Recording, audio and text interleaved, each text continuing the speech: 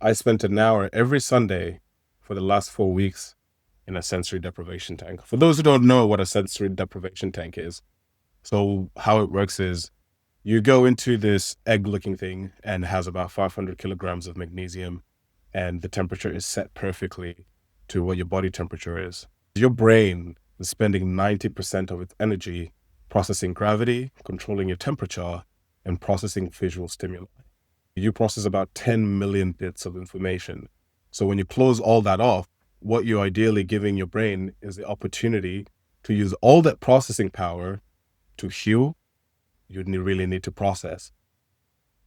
For the first week, I'd probably say that it was a little bit difficult for me to kind of just relax. I think that's one of the biggest things. Even as a daily meditator, it's a very different experience. It's like meditation on steroids. There's a time dilation where that hour shrinks down to maybe 20 minutes. And I just left there with a sense of clarity. And by the third and fourth one, I felt like my brain had gotten accustomed to the idea of going into that theta state very quickly.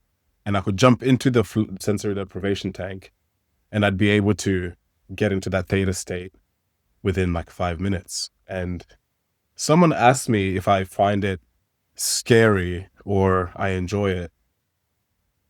As part of this 30 days hard mode, I decided that I'm going to take my recovery just as seriously as I take my training.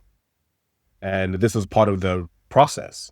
And it's just kind of giving your brain time to heal, time to process. Because when you give your brain 90% of its energy back, you're going to process stuff that you rarely get the opportunity to process. And it's a very great opportunity for you to reprogram your subconscious mind. Do I recommend you do it? I do think that everyone should do it. Because if you're afraid to be in that tank for 60 minutes with your own thoughts, you're afraid of yourself. If you're afraid to sit with your own thoughts for 60 minutes, you're running away from your own being 24/7.